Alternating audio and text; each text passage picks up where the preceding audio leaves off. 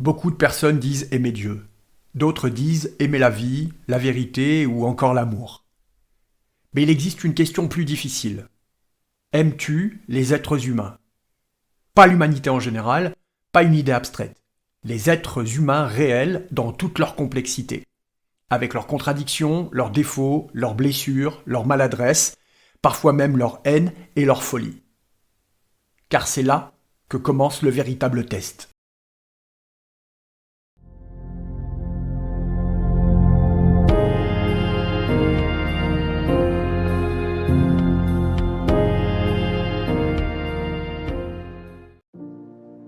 Nous aimons facilement ce qui est idéal, les valeurs, les principes, les concepts. Mais dès que le réel apparaît, toutes nos grandes idées deviennent conditionnées. Nous aimons les autres uniquement lorsqu'ils nous comprennent, lorsqu'ils répondent à nos attentes, lorsqu'ils se comportent comme nous le souhaitons. Puis vient la déception, et avec elle, très souvent, le jugement. Parce que nous découvrons que l'autre n'est pas parfait. Et si l'autre n'est pas parfait, alors il est fort probable que je ne le sois pas non plus. À ce propos, Shamsh de Tabriz nous dit « Il est facile d'aimer le Dieu parfait, sans tache et infaillible qu'il est. Il est beaucoup plus difficile d'aimer nos frères humains avec leurs imperfections et leurs défauts. Sans aimer les créations de Dieu, on ne peut sincèrement aimer Dieu. » Cette règle est beaucoup plus radicale qu'elle n'y paraît. Shamsh ne parle pas seulement de tolérance, il parle de cohérence. Comment prétendre aimer la source tout en rejetant constamment ce qui émane d'elle? Comment affirmer aimer la vie tout en refusant les êtres à travers lesquels elle se manifeste? Pour Shamsh, l'amour de Dieu ou l'amour de la vie n'est pas une idée. C'est une capacité, c'est une puissance. Capacité et puissance qui doivent se vérifier dans la rencontre avec l'autre. Car aimer ce qui est parfait ne demande aucun effort. En revanche, aimer ce qui est imparfait révèle la profondeur réelle de ton cœur. Et si le problème n'était pas les défauts des autres? Et si le problème était dans notre incapacité à accueillir l'imperfection? Tu attends ou demandes des autres plus d'écoute, plus de patience, plus de compréhension, plus de conscience, et c'est tout à fait légitime. Mais es-tu capable de leur offrir ce que tu attends d'eux? Souvent, ce qui nous dérange chez l'autre révèle quelque chose de non résolu en soi.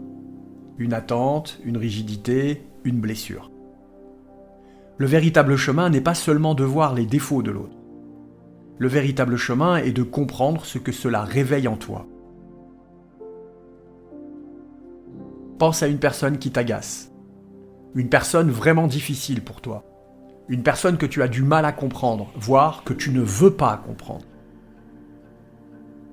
Eh bien peut-être que cette personne n'a pas conscience qu'elle a du mal à gérer cette impatience qui te stresse. Ou qu'elle ne sait pas comment faire pour se débarrasser de cette maladresse qui t'enquiquine. Ou encore qu'elle porte en elle des blessures invisibles qui influent sur tes états d'humeur. Certes, cela n'excuse pas tout, mais ça peut permettre de changer ton regard. Sache que derrière chaque comportement, il y a souvent une histoire que nous ignorons.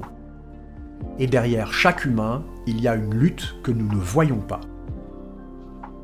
Et n'oublie pas que c'est aussi le cas pour toi, avec tous les comportements issus de ton histoire et de tes luttes intérieures.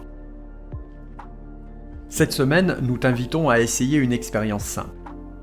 Lorsque quelqu'un te déçoit ou te dérange par son comportement ou son attitude, ne réagis pas immédiatement. Observe, respire. Cherche à comprendre avant de juger.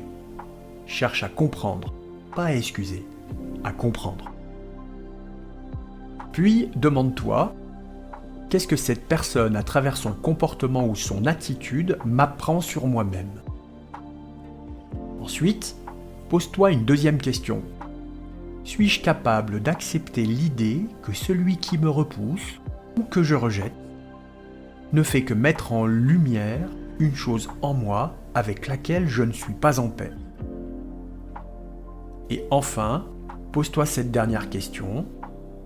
Suis-je capable d'aimer sans exiger de l'autre la perfection?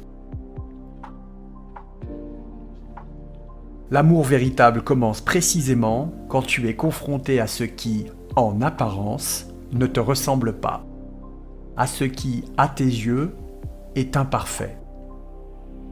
Car si tu n'aimes pas l'imperfection de tes congénères, alors il y a de fortes chances que tu n'aimes pas tes propres imperfections, pire, que tu ne les vois même pas. L'amour véritable commence quand tu apprends à voir l'humanité derrière chaque imperfection. Dans le prochain épisode, nous irons explorer la 17e règle de Shams de Tabriz. Toujours avec le même état d'esprit, celui de partager au plus grand nombre les enseignements qui agissent comme des miroirs intérieurs pour les femmes et les hommes contemporains que nous sommes. Alors, si tu ne veux rater aucun des prochains épisodes, abonne-toi et clique sur la cloche pour recevoir la notification de la sortie des prochaines vidéos. Et si ça t'a plu, clique sur le petit pouce et partage.